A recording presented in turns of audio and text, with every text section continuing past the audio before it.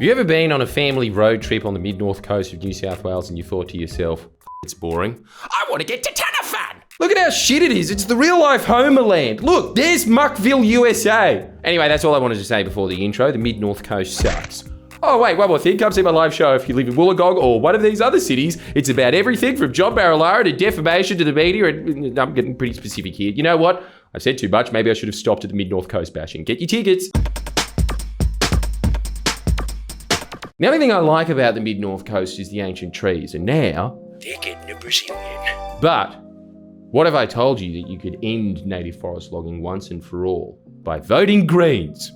No, it's actually what the Greens should have been originally, which is an internal lobby group within the Labor Party called Lean. What does Lean stand for?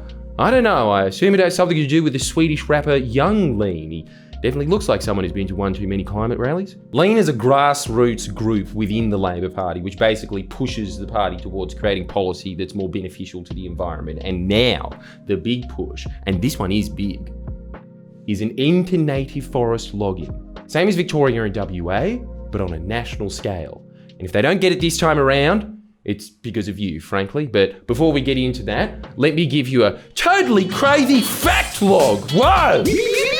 Every 86 seconds in this country, an area the size of the MCG is destroyed. For anyone who doesn't live in this nation's cultural capital, that's about the size of one of Tony Abbott's ears. Over 1,000 MCGs, or TAEs, if you will, every day. Meanwhile, we hold the record for the highest number of mammal extinctions of any country in the world, so at least we're number one at something.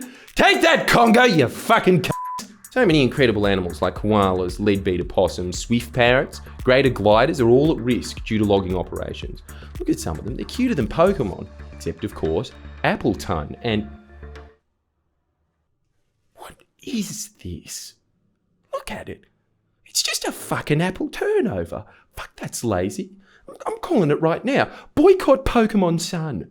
That's not the most recent Pokemon, John. Right, okay. Boycott Pokemon Moon. Here's the thing. Chopping down a native forest has been really stupid for a while now, and not just because it's shocking for the environment, but because it's just stupid. Like your mum?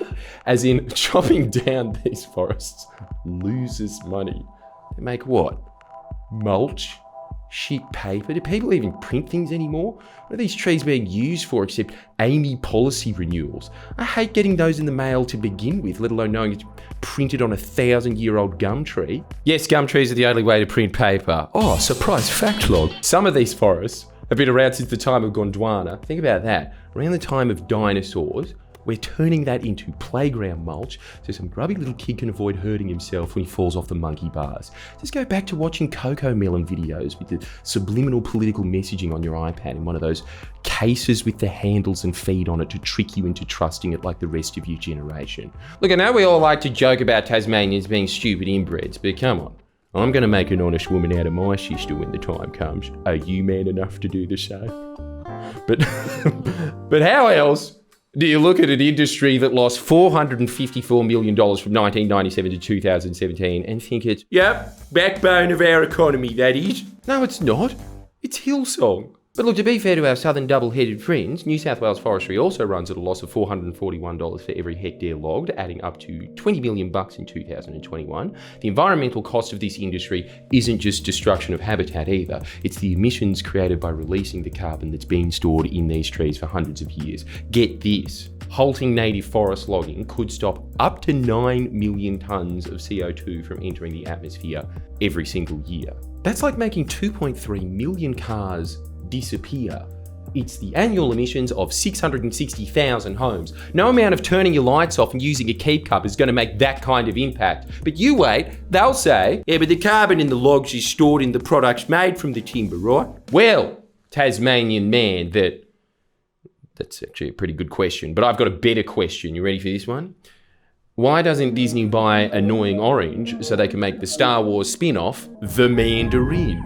Hey, Baby Yoda.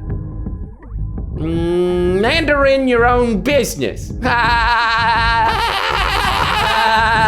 I don't think I should do Star Wars gags or Pokemon gags. Maybe just gags in general. Like, my most up-to-date reference so far has been Pokemon Moon. But look, the carbon being stored in the log would be true if the timber was actually used in floorboards like your dad hypnotised you into thinking it is, because to give international viewers a snapshot of being raised in Australia, this is 20 years of Aussie parenting in 20 seconds. Hardwood, hardwood, hardwood. No, put the connoisseur ice cream back, mate. Get the blue ribbon one. They don't. Only about 6% of what's logged ends up in products like hardwood. 60% of the woody biomass that's logged ends up left to rot on the forest floor. Remember all that excess timber you saw on the floor of my video on the land clearing in Dorrigo? All of that decays. It releases long-held carbon right into the atmosphere. But what's really special about right now is that we do have an opportunity to fix that. Australia already produces 88% of its timber needs from plantations. In New South Wales, that number's as high as 94%. By the way, Dorrigo, that's the site that is set to become part of the Great Koala National Park. It's still being logged as the process of consultation continues to make it a Great Koala National Park.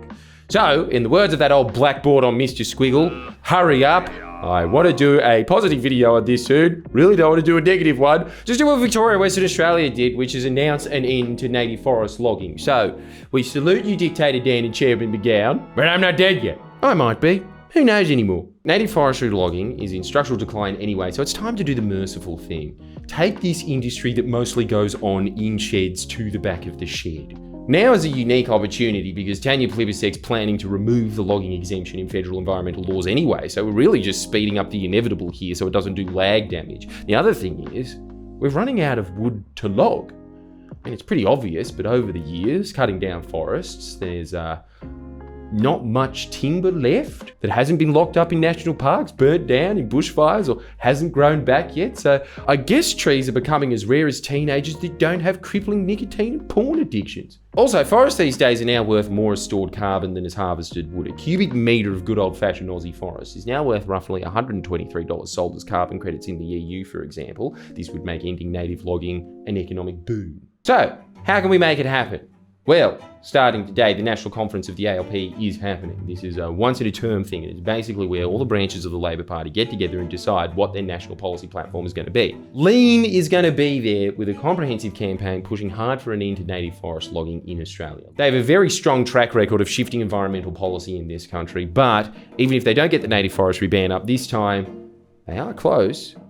I'll tell you what'll help them out is if you guys go join your local ALP branch, because most of these local meetings have like 15 people attending, so if there was even 5 or 6 more in support of this, that's what forms party platform.